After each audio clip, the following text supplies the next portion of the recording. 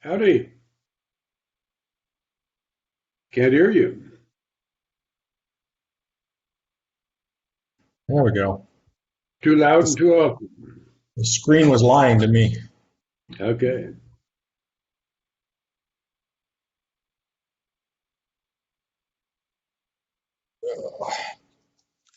I don't see any reason why we can't have live meetings anymore. I mean, you don't even have to wear masks and Fred Meyers for crying out loud. Yeah. No, I'm game for live meetings again. Oh, I was last time we had the meetings. Hello, Who's there? hello, We hear Kenneth you. Bolson. Oh, good. Good. We all ready? Hello, Frederickson. How are you, buddy? Good. Hey, there's just the three of us so far. Oh, just three of us so far? Okay. We'll wait for the quorum to show up. Yeah. How's everything in your neighborhood? Everything's fine. I'm doing some work on the deck. Been repainted it and getting it all fixed up. 20 years goes fast. Isn't it amazing?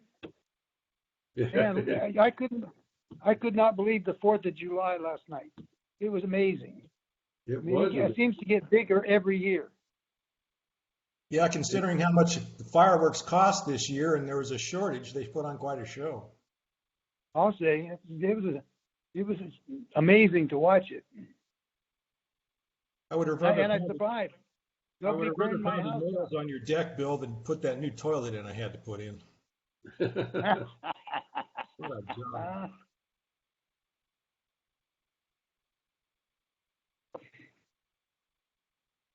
Well, if it's any consolation, the next morning the toilet in the lower deck has stopped working completely. So I've got to fix this. So I just exported the bad spirits to your place, I suppose, by dumping the old one.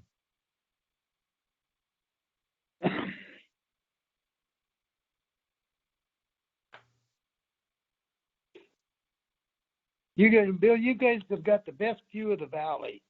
I Well, really miss that. yeah, you actually had the best view because you were at the peak of the ridge line. But Oh, yeah, that's right.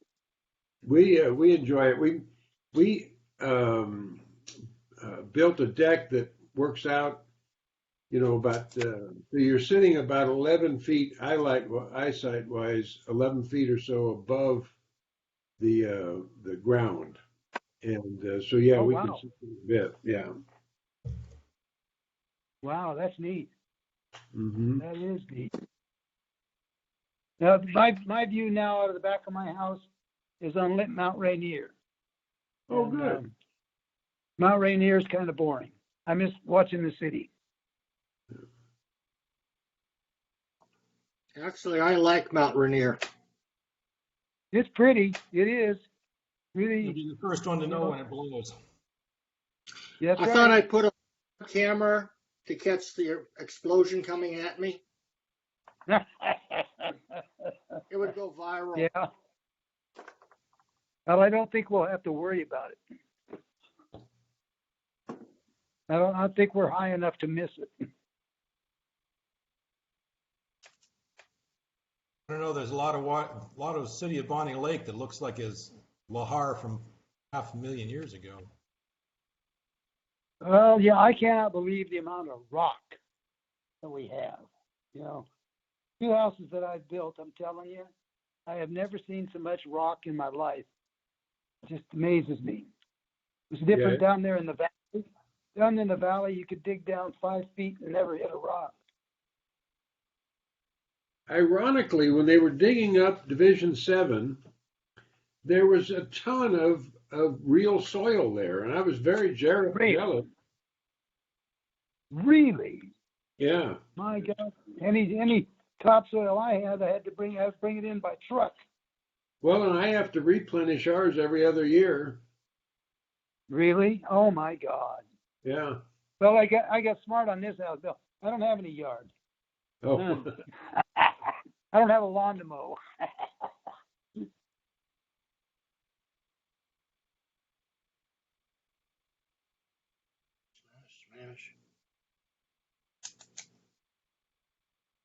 I don't think Debbie's got her. No, I see Debbie. The mic's I'm on. Who do here. we have that? Yeah, who do we have that doesn't have their phone on? Hi, Brad. Who's Hi, can you hear me? Yep. Okay. Yep, Who's 0432? that's me. That's Dennis. Yeah. 539. Must be on the phone. That's an unusual zip code too, or area code. Good Hi, evening. Jason. Good evening. I'm having camera difficulties, of course. And you're on vacation.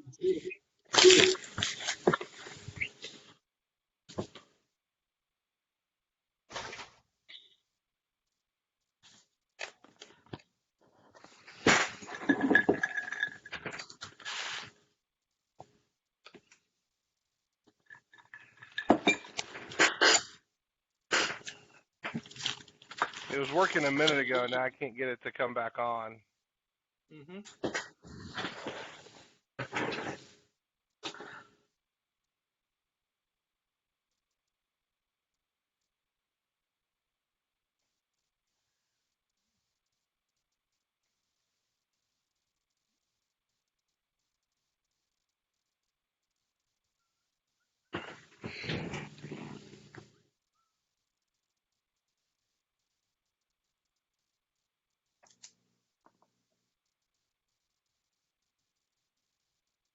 Yeah, we got a You still call here? from. Say again? I was just checking to see if you were here. You got quiet all of a sudden.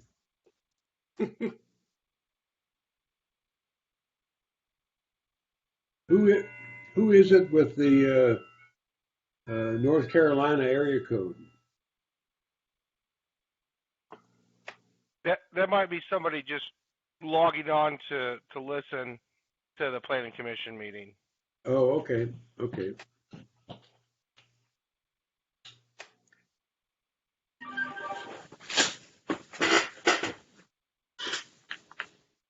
It's 6:30. Is Debbie with us or? There she is. Heard her voice. I don't see Strauss Boyd, but No. I'm here. Okay. It's 6:30 on July 7th, 2021. I'm going to call the Planning Commission meeting to order. Could we have the roll call, please? Chair Solom, Here. Vice Chair Strauss Boyd, absent at this time. Commissioner Sarver, Here. Commissioner Frederick, Here. Commissioner Dahl, Here. Commissioner Paulson. Here? Then we have one spot vacant. City Staff Jason Sullivan, Planning and Building Supervisor. Here. Debbie McDonald, Planning Commission Clerk here. Okay. We have a quorum, and as we do it this time, we'll have a poll for the next meeting, which will be August 4th, 2021. Olson will be there. I see 1, I see 2, I see 3, 4.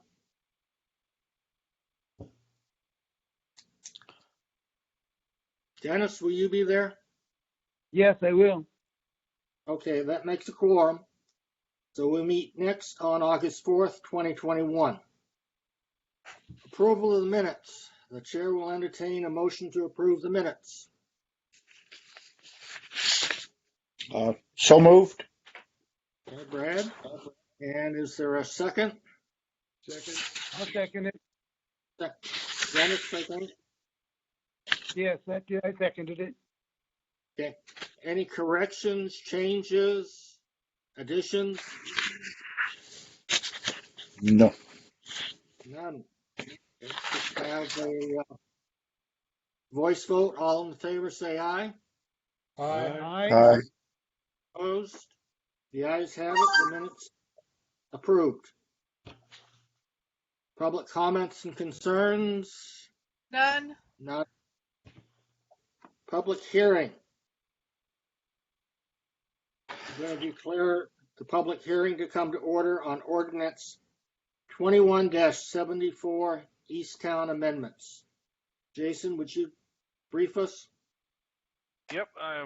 Let me just get up the staff report, and I'll kind of walk you through it.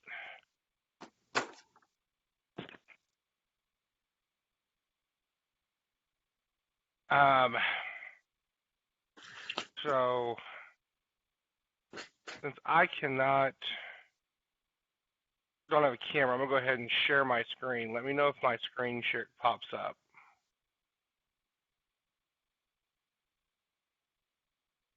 Yep. Yep, there it is. All right.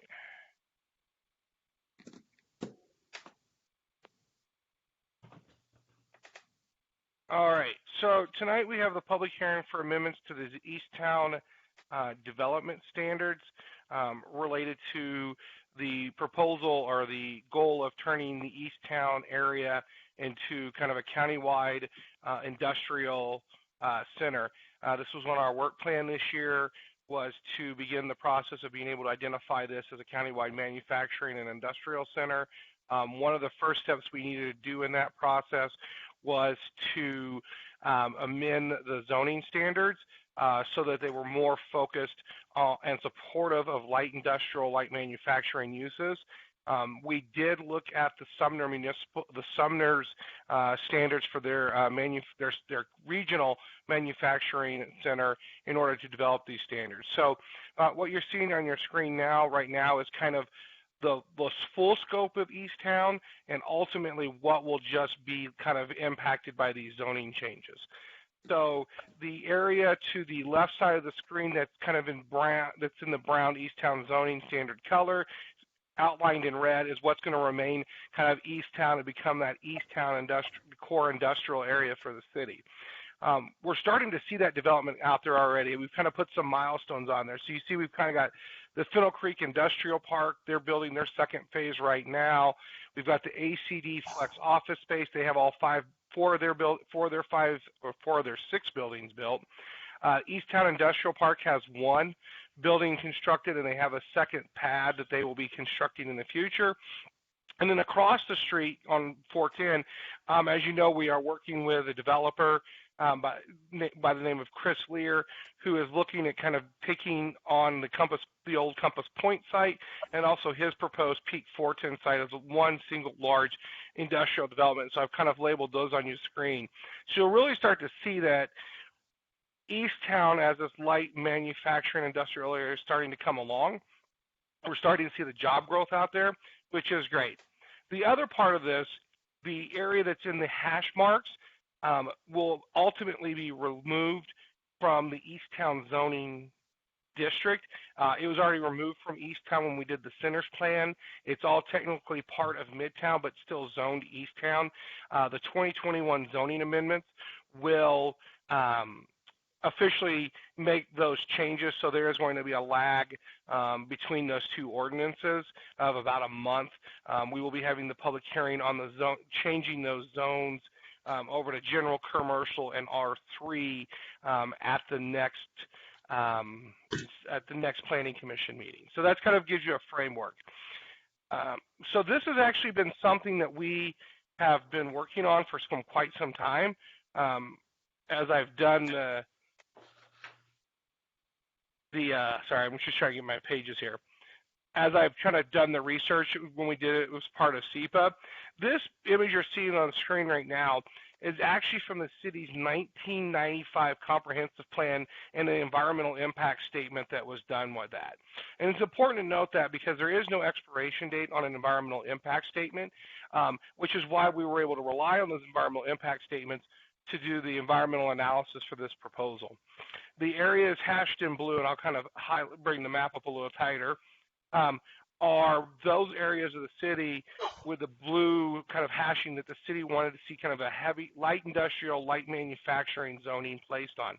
As you'll notice, it pretty much follows what is currently considered the Easttown sub area, which is why we were able to rely on this EIS.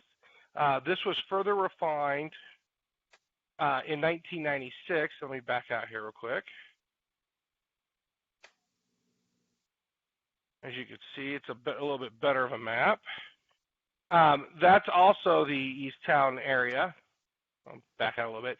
And this is from the supplemental EIS that was done in 1996 to build on our 1995 comprehensive plan.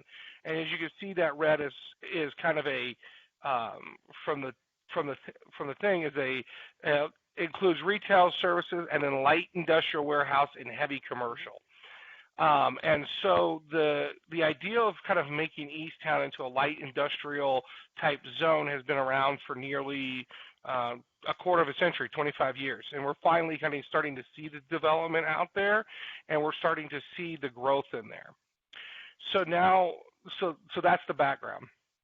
So the changes that we've made to the code are kind of twofold. One, in the permitted uses table, and I'm going to stop sharing my screen. We can pull up that if there's a specific question.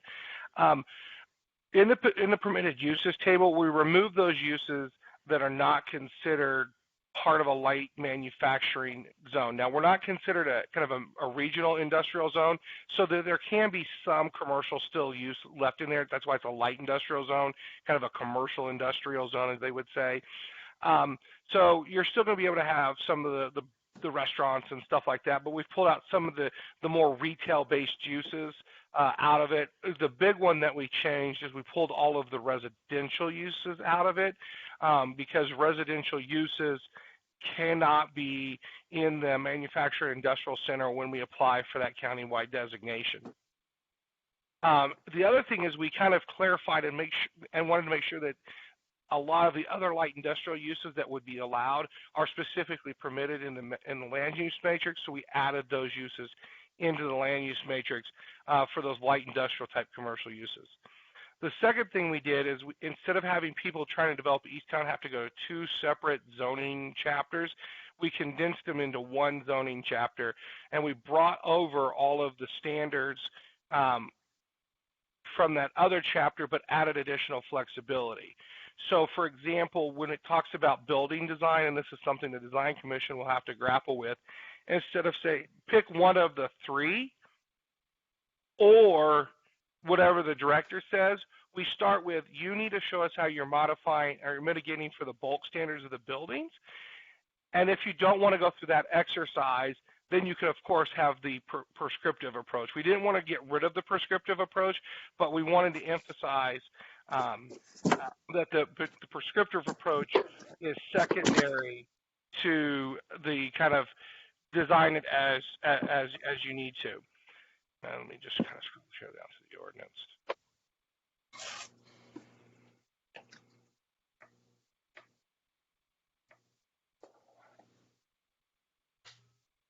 It's a little harder to do when I'm on my laptop. I apologize.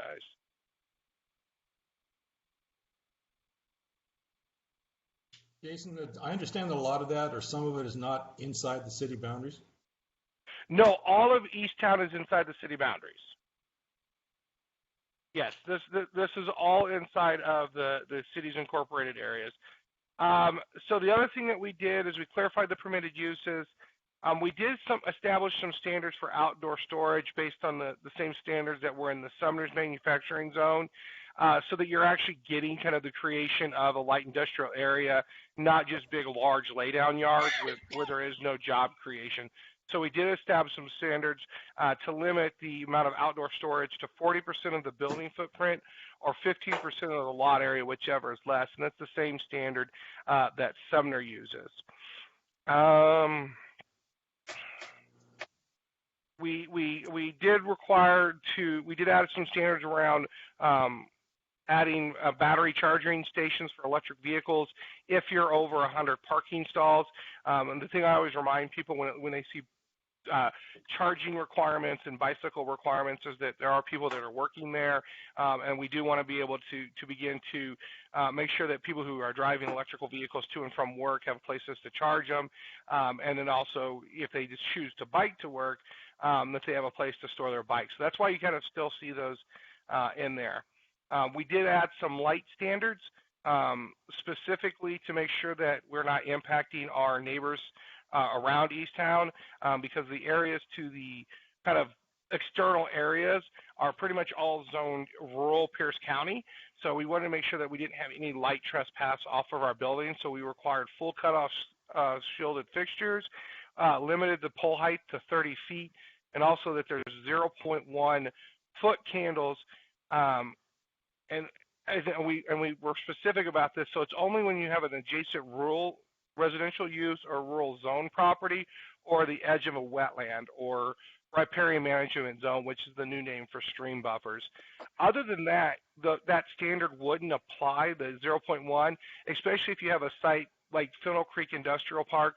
Well, that's not the great one because they have a wetland in the middle, but like Easttown Industrial Park, where there is 2 properties within the same development, or ACD where you have like 3 properties within the same development. We didn't want, when they're sharing those light fixtures, but have property lines to be cut off. So that's why we said it should just the residential used properties or rurally zoned properties have to meet that standard, or the edge of a wetland buffer or riparian management zone, and that's to deal with wildlife issues. So that's kind of the main thrust of the ordinance that we did. Like I said, the biggest changes were to permitted uses, where we've removed some of the ones that would not allow us to qualify for that industrial center, and then added some more to kind of help support the growth of light industrial development out in Easttown.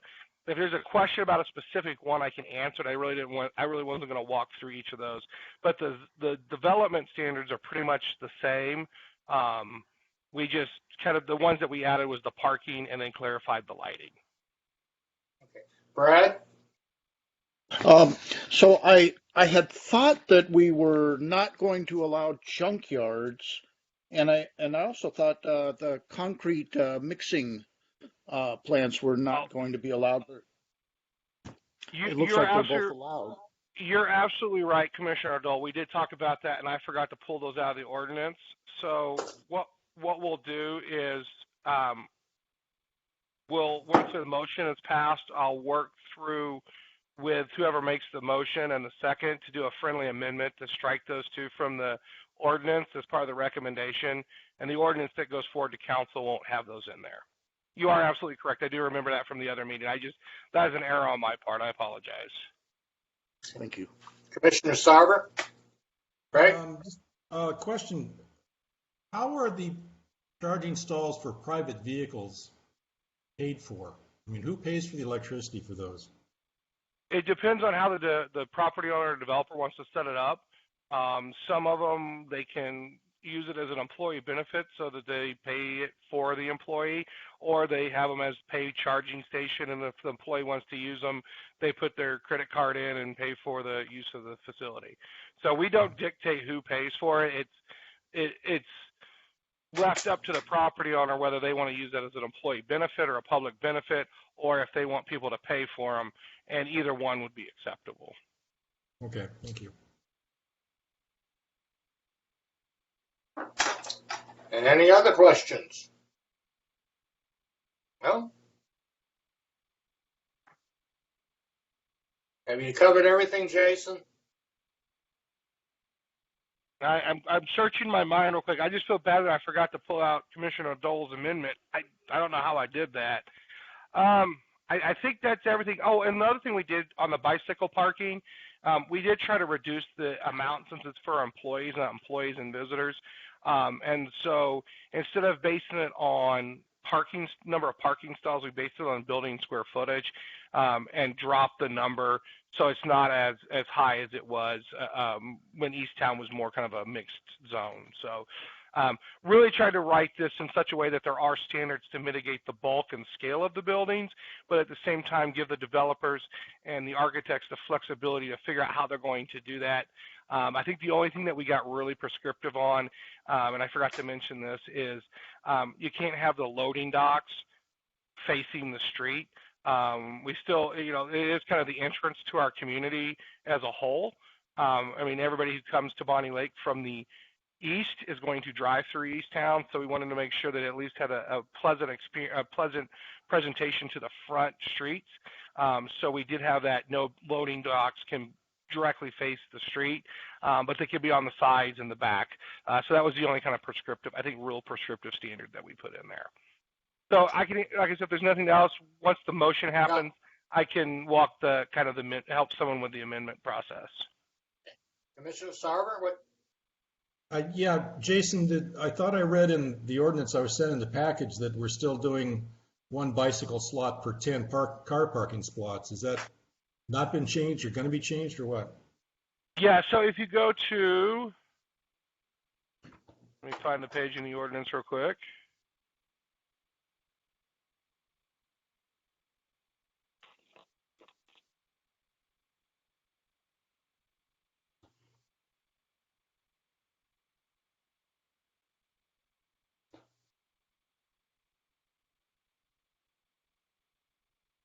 If you go to sub 2 in the new ordinance, page 21 of your packet, page 7 of the ordinance,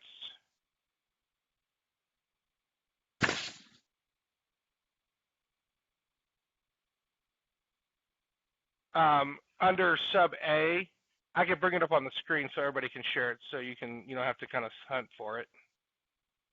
We can kind of show you what we did.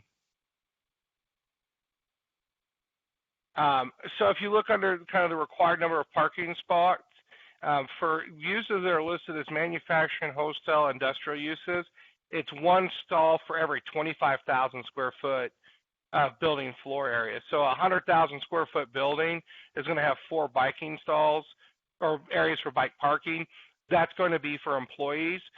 We understand that. And then for retail, commercial, office type uses, it does fall down to the one for 5,000 square feet of uses, because those uses would have, they would be retail and commercial uses that would have both customers and employees. So that's why there's a difference there. But that's where we changed it, Commissioner Sauber. Okay, I just got confused because the comment, the JSS comment said that it's the city requirement is still one bike stall for every 10 cars. Which comment was that? I didn't see that comment. Under 18.29.070 bicycle facilities. Actually, it's just up from where you are. You can see it on your screen. Oh, yes, that's our current code. Okay. So in 1833.050 currently, we require that for one bicycle parking stall for every 10 vehicle stalls. As part of this ordinance, we're repealing 1833 completely. So that won't be in a place. We're going to have this standard instead. That's why we just wanted people to realize that we've been requiring bicycle parking in the past.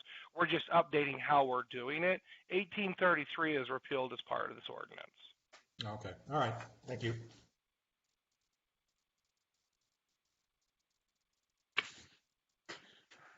Any other questions?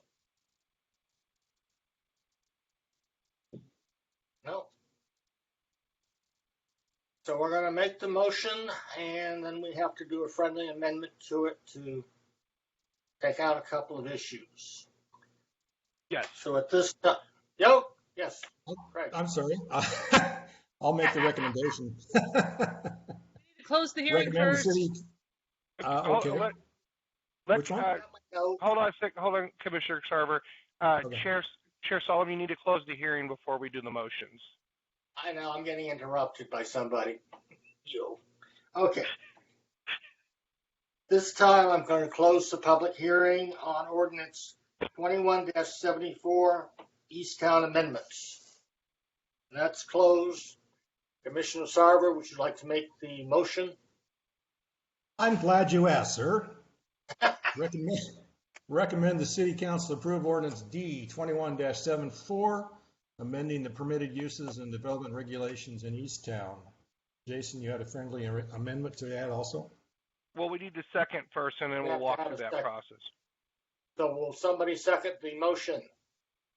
A second. Moved and seconded. And we need a friendly. So what I Jason? was going to recommend is Commissioner Dole, if you would move as an amendment that as part of the ordinance, the provisions related to concrete mixing plants and junkyards be removed as a permitted use and also from the standards. If you would make that motion, and if Commissioner Sarver accepts it and so does Frederick, it becomes a friendly amendment. Okay. So I make a motion that what Jason said. Does that work? To remove the concrete mixing and junkyards from the permitted use and the development standards. That. Yes. I'll accept them. Now, okay, and Commissioner Frederick? I accept. So, Chair Dole, Chair Dole, Chair Solomon, I'll turn it back over to you. There's now been the friendly amendment to remove the concrete mixing and junkyards, which is now part of the main motion. So when the ordinance is approved, we will strike that and the ordinance goes to the City Council. Motion made and amended. All those, any discussion? Call the question. All those in favor say aye. Aye. Aye. Anyone? We all said aye. All said aye. Aye. I must have lost it. All those opposed? The ayes have it, and the motion is carried.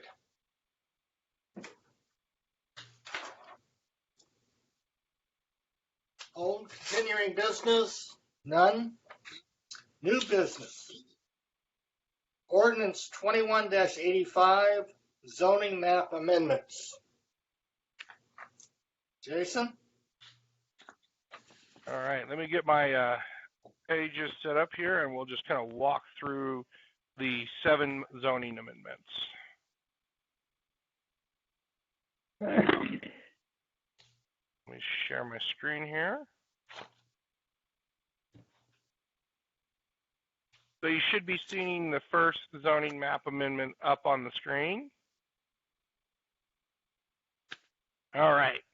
So state law requires that our comprehensive plan, that our zoning code implements our zoning map. Basically, what I'm saying. Let me start over. Our zoning map implements the city's comprehensive land use designations.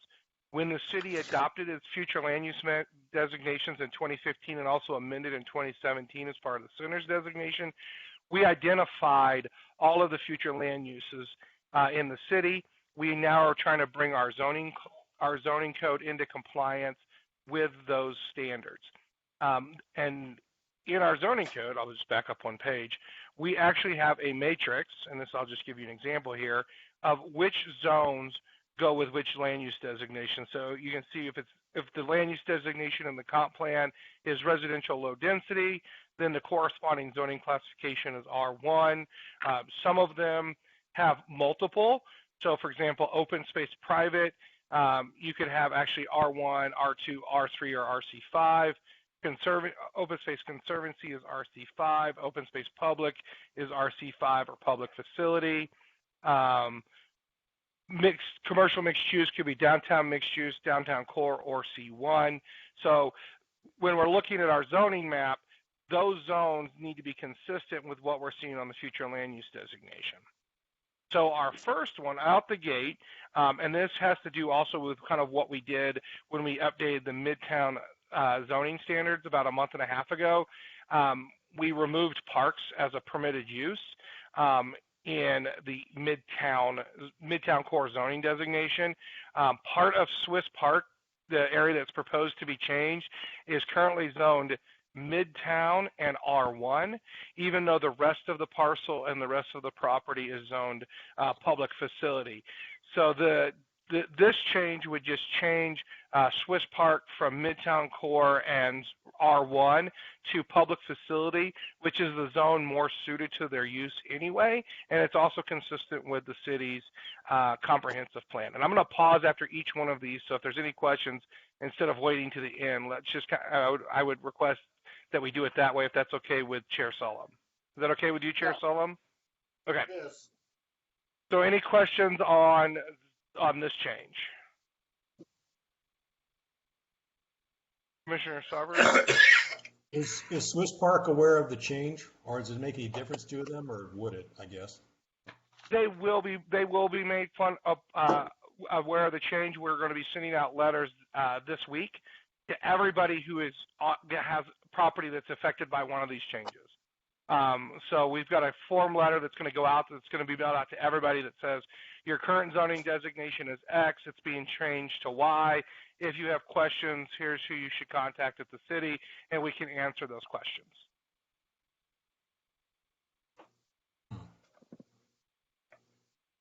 So by the public hearing, everybody who's being affected will have been notified. Correct. And we just wanted to wait to send that letter out to after tonight's meeting to make sure we had a quorum for the public hearing. So because if we didn't, we would have to reschedule the public hearing date, and then we would change the date of the letters. But the letter will go out saying the public hearing is on this date. Here's the comment period. Here's what your zone is currently. Here's what it's going to be changed to. And if you have questions, who to contact at the city. And that's for everybody, for every property that you see on these maps tonight.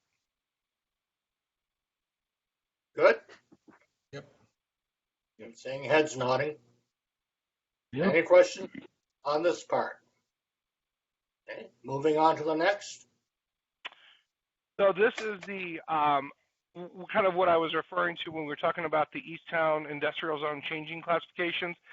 When we updated the centers plan back in 2017 and expanded Midtown to kind of take into this part of Easttown, we also amended the future land use map to identify all the areas that were commercially zoned before to go to the C2 zone.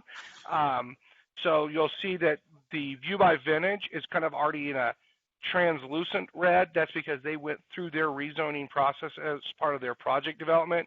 So that's already been done, and the rest of this will be changed to that C2, which also does allow for high density residential, so there will be no change there.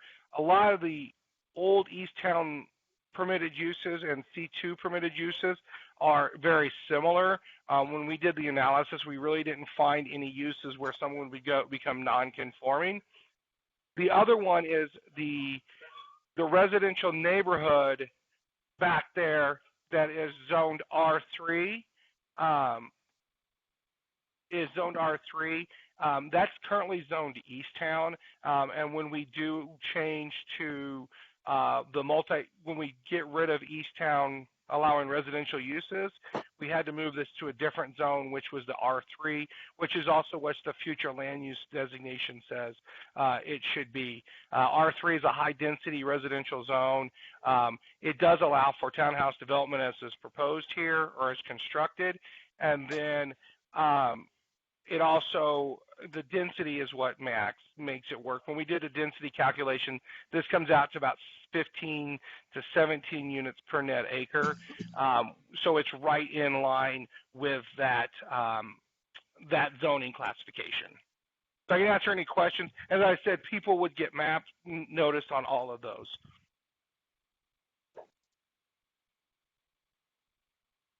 None? No questions, so let's go on to the next one, Jason.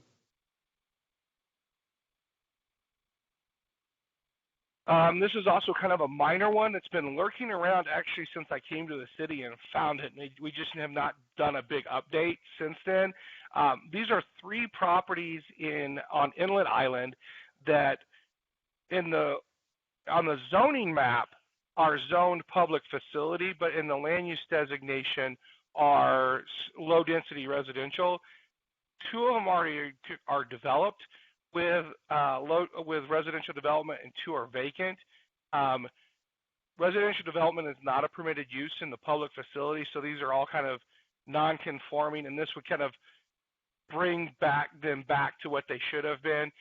It looks like what happened was the adjacent park next door, when that was done, when that zoning was put into place for Inlet Island Park, they picked up the adjacent properties.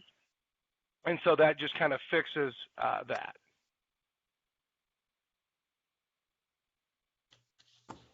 Any questions on this one? No. Next one. Same here, another park fix.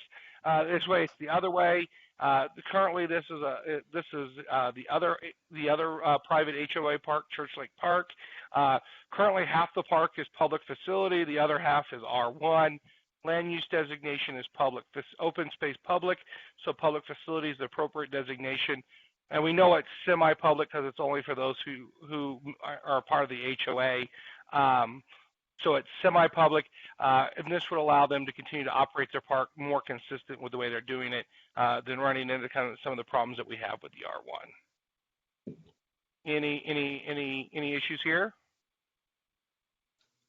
All right. Move on. Move on. Okay, this is the one that we get into where we start really kind of, I think, getting into more controversial ones.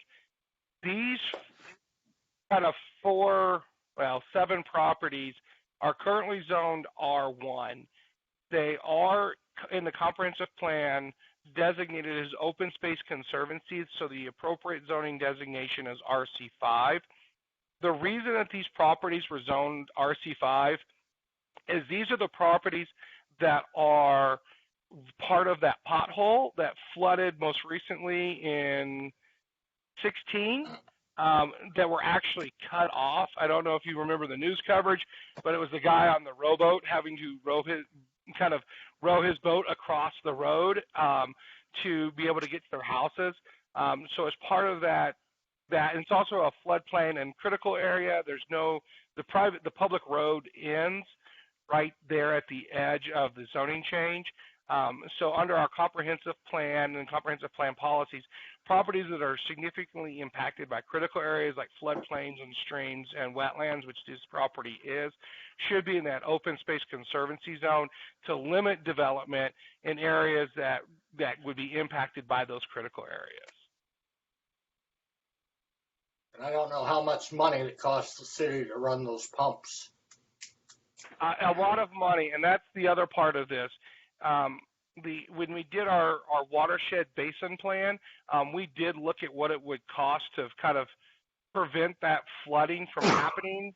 If you were to develop the area and kind of let development in there and protect it from flooding, it would be a $3.1 million capital project to install the permanent pump system, because the issue is this is kind of what they call a kettle. And what happens is all the storm water runs into this area and natural runoff, and there's no natural outflow. And so if you get a big storm event or a rain-on storm event, you can get this area to fill up with storm water pretty quickly, and there's nowhere for the water to go, which is why we had to bring in temporary pumps a couple years ago to do a permanent solution, install like a pump station, build the pump station, put all the pipes in, get all the approvals to pump it into Lake Taps, which would be a whole logistical nightmare because you're crossing basins. It came out to be about a $3.1 million fix, or you could just limit development in the area so you're not needing to have to do that size of a capital project. Jason, this is Commissioner Dahl. I just, my question I have for this one is, so what happens to the homes that are in there that were impacted by this? They weren't be able to get down the road there. Are they all condemned then after this? No. It allows for single family development to occur, but at a lower density. So in the RC5, you're talking 1 unit for every 5 acres.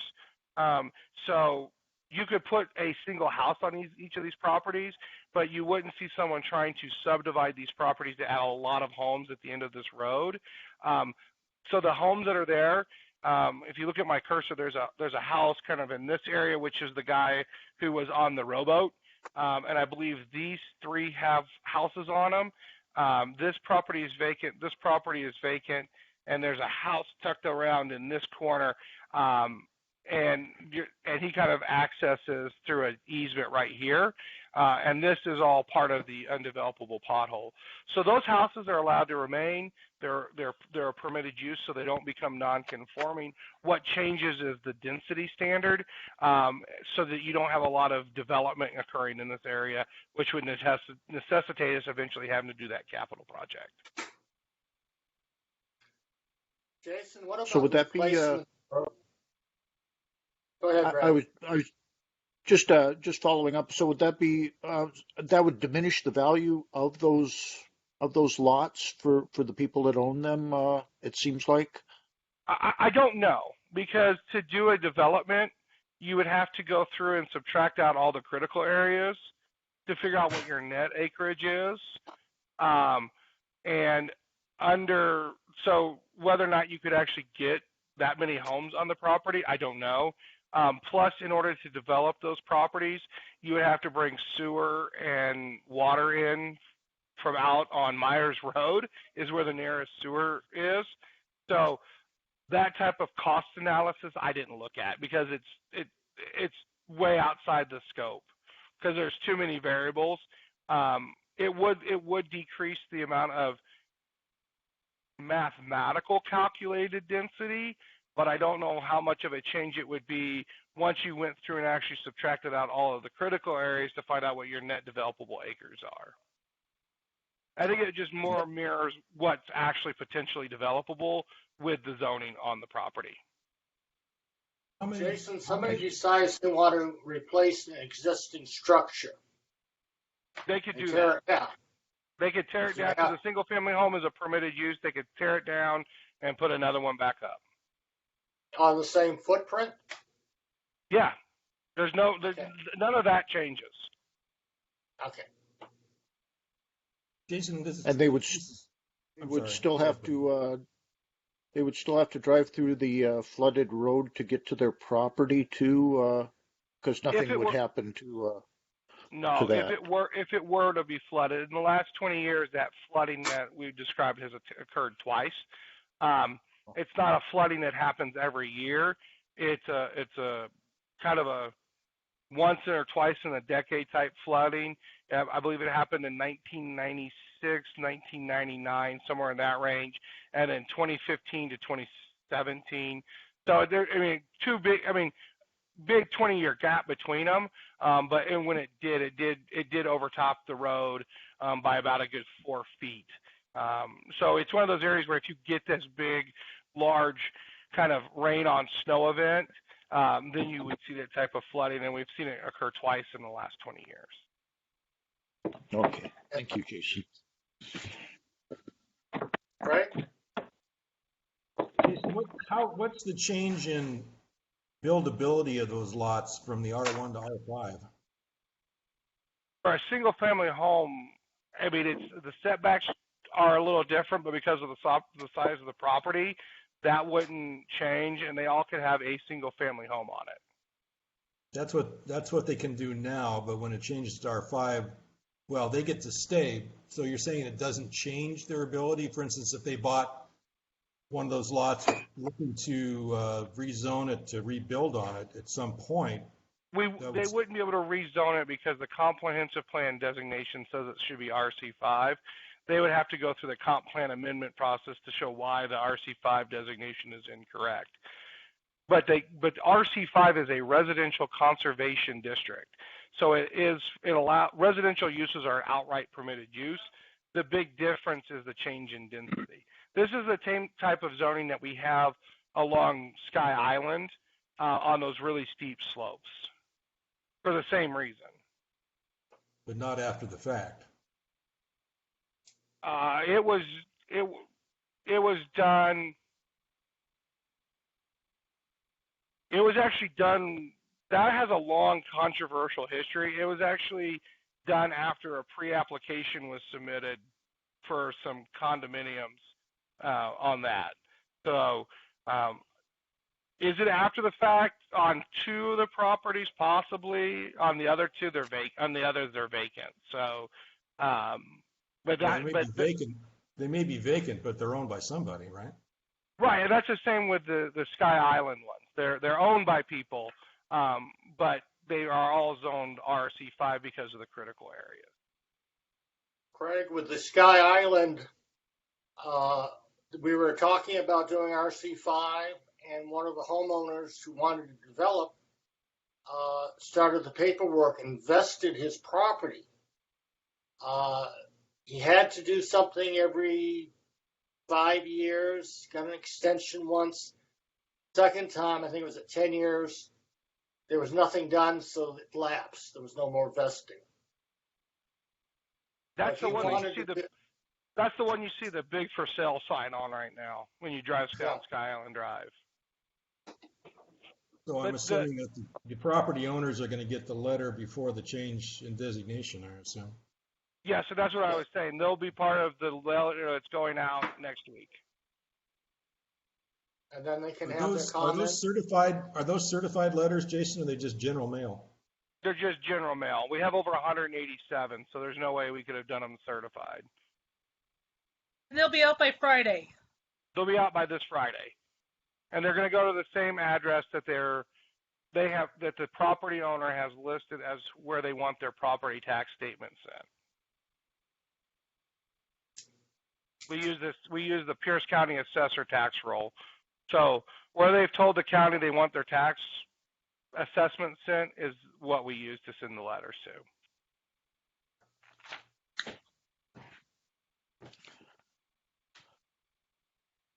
Got it?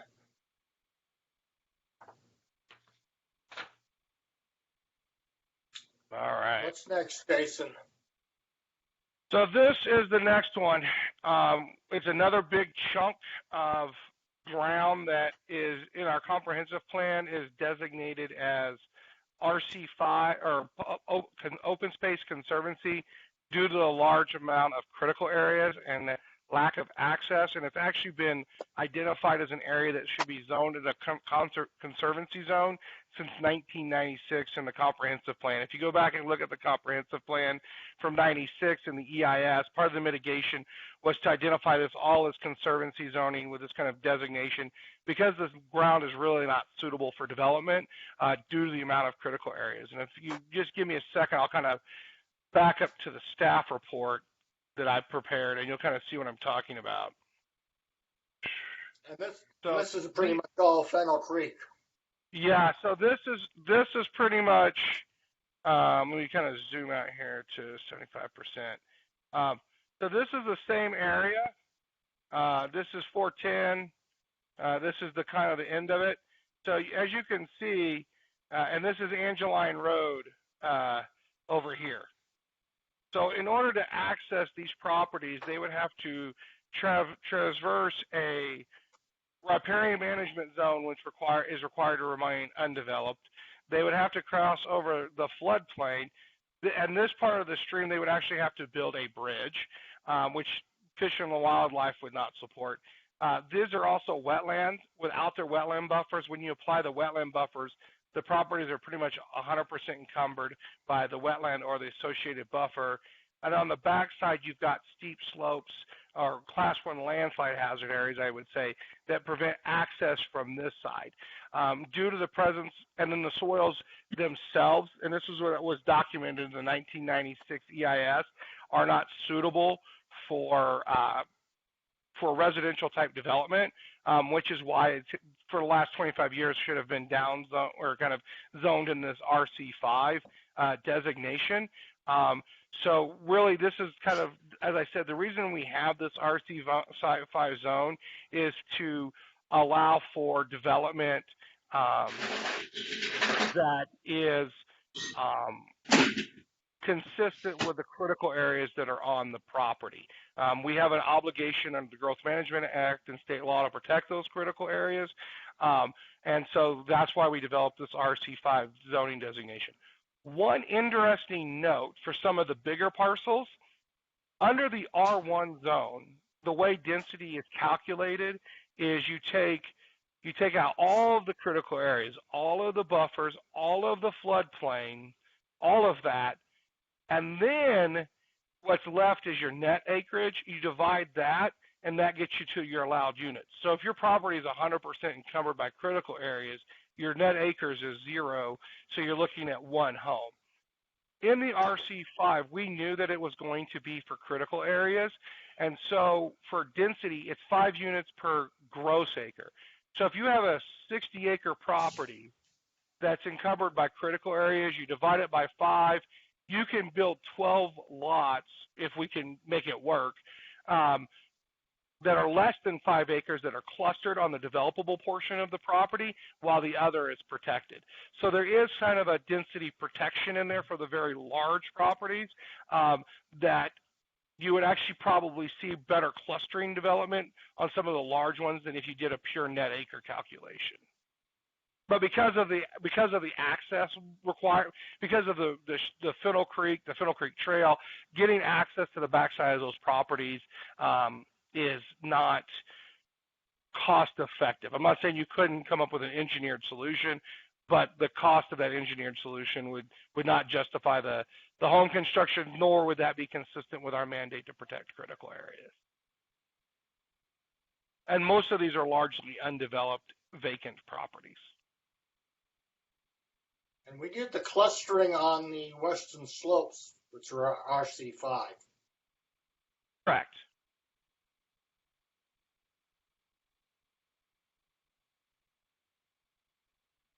And most of that is going to be critical area, and development is probably unlikely without some major earth moving. Well, and destruction of critical areas, which Right. a lot of the critical area code wouldn't allow anyway, and the mitigation. I mean, it's hard to say. I can't judge applications before they come in, but you can't just put a culvert in Fiddle Creek and drive over it. I mean, it's a floodplain. It's the wetland, a floodplain, a critical area, stream buffers. The buffers of this part of Fiddle Creek are 200 feet, and that's 200 feet measured from the edge of the floodplain. So the properties are significantly encumbered by critical areas, akin to what we did on the slopes above by Sky Island. The properties are so encumbered by critical areas that the development really is kind of this conservancy zoning designation.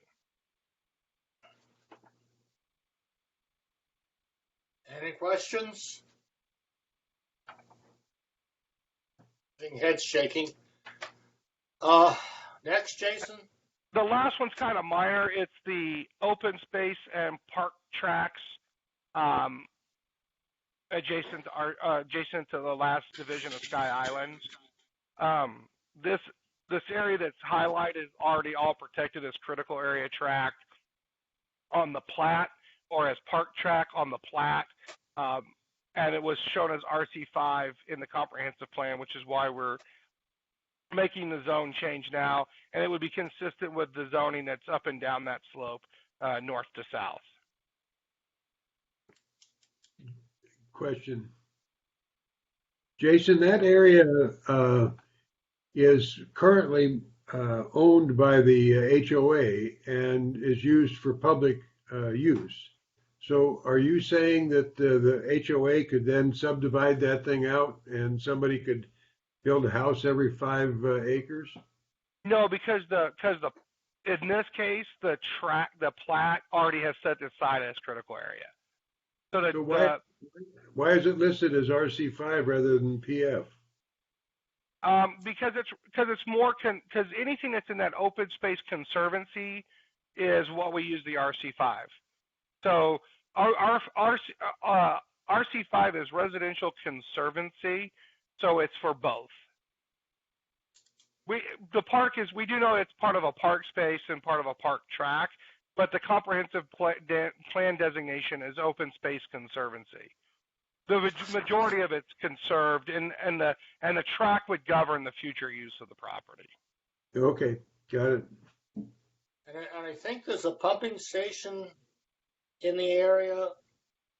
Yeah, there's a little piece that's owned by the city that does go to public facility right there at 174th, 176th, and 190th. Yeah. Well, and the city owns that trail too. Yeah, instead of trying to to kind of create a weird zoning there, we just kind of put the whole thing into public facility or into RC5. Okay.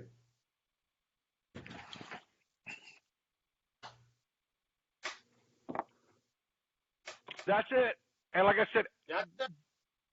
that's all of them. Everybody whose property would be affected, as Debbie said, there will be a letter going out on Friday, letting them know what their current designate land use, their current zoning is, what the proposed zoning is, and when the public hearing is. And the information gets posted at the library and City Hall. So it'll be posted at the library, the city hall, the current public works building, on our website, and Debbie will also be emailing it out to all of the people who have signed up for planning notifications. Do we still publish that in our newspaper? And it will be published in the newspaper as well. What newspaper? Bonney Lake Herald Courier, it's now the Herald Courier anymore. Bonney Lake's off of it, but the Herald Courier is the official newspaper. Which doesn't get delivered in here. They were the only ones, from my understanding, that bid to be the official newspaper. The city, I guess, every couple of years has a request for proposal of who wants to be the official newspaper. And only the Herald Courier, I believe, is the only newspaper that submitted a proposal. It's the only one left out there. I don't think there is any others other than the TNT. Yeah, it would only be the TNT. Go ahead, Jason. Yeah, I was going to agree. The TNT would, but they didn't submit a proposal, which is why the Herald Courier is still the official paper of record. And they have a e-edition. Yes.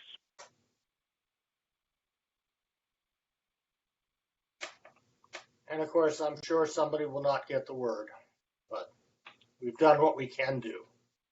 Yeah, we're doing everything that we can to get the notice out to people.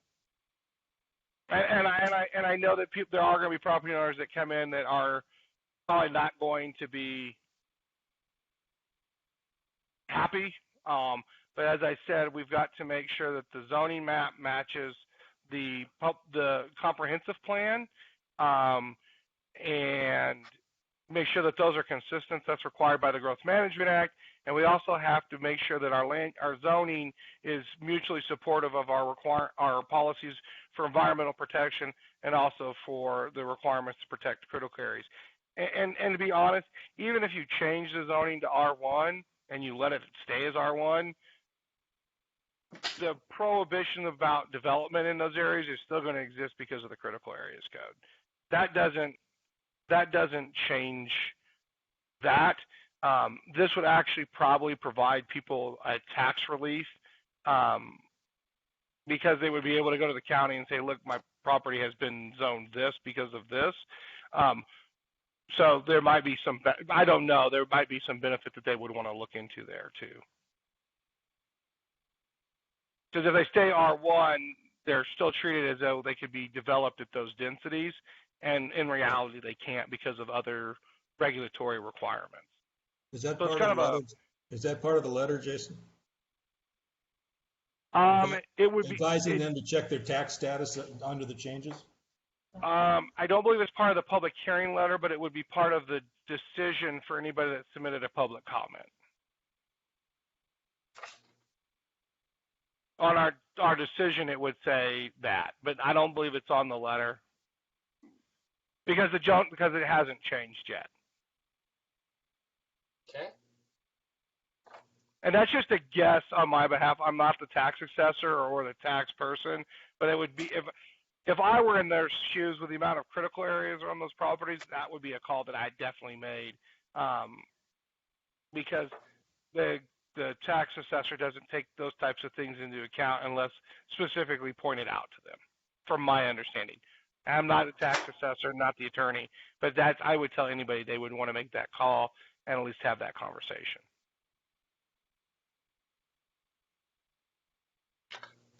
All right. we will see this next again on August 4th as a public hearing. That is correct. Hopefully And by we will- then everybody gotten the word. Yep, and we will bring you any public comment that we receive prior to the hearing. If we're virtual, people can submit written comments up to an hour before the meeting. If we're in person by then they would be able to come and attend the meeting and testify. They could come online and view the hearing, which is also in the letter, but because of the way it's set up, they have to provide written comments an hour before the hearing, as long as we stay virtual. Who makes the call on the virtual meetings? Right now, the city administration makes the call when we get them out of virtual meetings.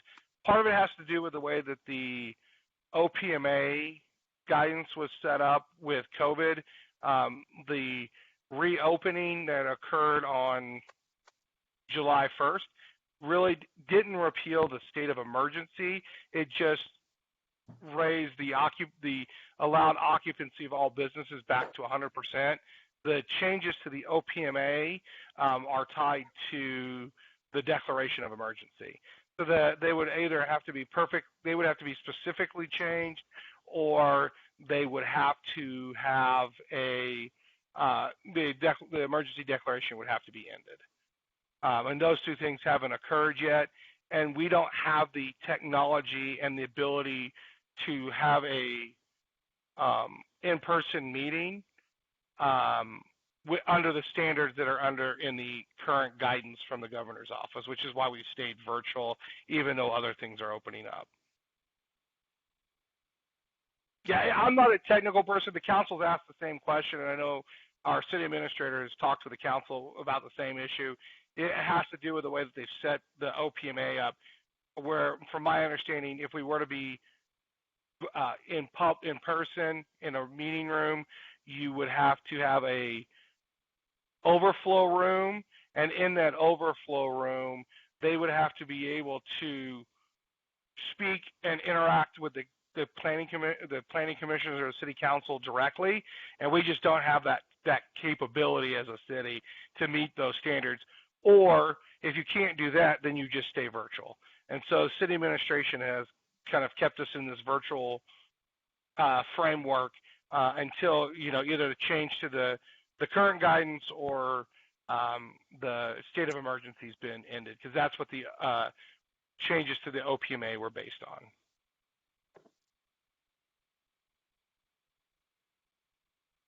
So if you see the city council having an actual meeting, then we will be having an actual meeting.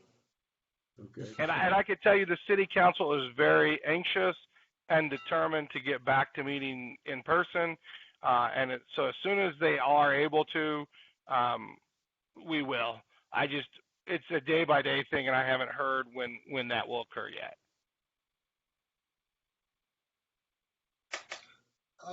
For the good of the order, correspondence, None.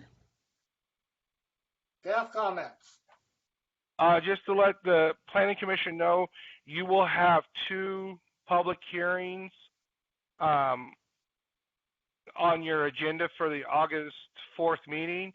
One will be the zoning code amendments, and the other one will be it will be removing hotels as a permitted use within all zones in the city.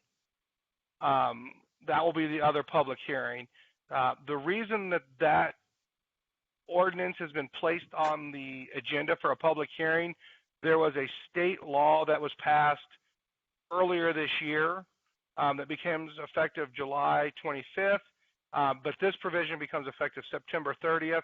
And what it requires is it says that in any zone that you allow for hotels, you also have to allow for emergency housing and emergency homeless shelters. In any of those zones that you allow for a hotel. And because the zones that we allow for hotels are midtown and downtown, and there's really not a lot of property that's big enough to build a hotel on in those zones, The direction from administration was to just remove hotels as a permitted use, and then that provision of the state law doesn't apply to us. So you'll see that hearing also on the 4th. Good. And then did everyone get paid for their last 2 meetings? Yes, thank you. Okay, let me make sure. And Debbie, before I log off tonight, I will make sure I sign that the timesheet for tonight's meeting. Thank you. Thank you. Commissioner comments. Jason, I did see the city of Tacoma stop their rezoning similar to what we looked at in past. Oh, I would say theirs was a lot more aggressive than anything that I was looking at. But yeah, they were kind of doing a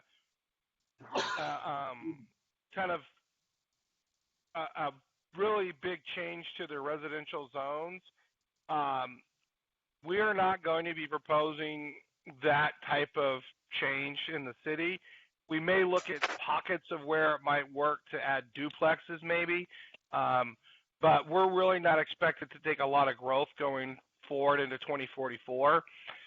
So we will be looking at that, but I don't think it's going to be that significant. It would be kind of on main streets, on corner lots, looking at maybe options there. But we're going to have really in-depth discussions about any of those types of changes as part of the comp plan update. I don't know if there are going to be any changes, but it would not be on the scale that Tacoma was looking at. Craig? Yeah, I just make the comment that there's an ordinance being considered by the Seattle City Council to eliminate all single-family zones. So, how's that black helicopter working out for us? Yeah, we're not. That's not a mandate that we have to do, and it's not something that we're looking at doing. As you can tell from tonight, we're actually looking at putting some more properties in the residential conservation zone, which only allows for a single-family home, and not eliminating that zone. There's no plans to eliminate the R1 in the city and get rid of the kind of that traditional R1 zoning designation. As I said, there might be select pockets around maybe downtown or midtown where some sort of additional development might be a good thing, but nothing has been determined, nothing has been decided. We're just trying to balance a number of objectives of protecting our traditional, maintaining our traditional single-family home and providing capacity for what they call the missing middle, which is those residential zones, those housing types, townhomes, duplexes, and fourplexes, and looking strategically where that would make sense in the city. But it's not going to be kind of a carte blanche, every property everywhere in the city. And I don't know what that kind of looks like long term. But that's something that was in our housing action plan. It's something we're going to look at in our comprehensive plan. But the specifics are unknown. But that's kind of what we're looking at. But nothing that to the scale of what Seattle or Tacoma was looking at. Thank you. Any other commissioner comments? That said, motion to adjourn. So moved. Brad, second. Second. Right. Motion has been made, seconded. Any discussion? No. All in favor, say aye. Aye. Aye. Opposed? Thank you. The motion passes. We're adjourned. Thank you. Thank you. Bye-bye. Jason? Bye. Jason?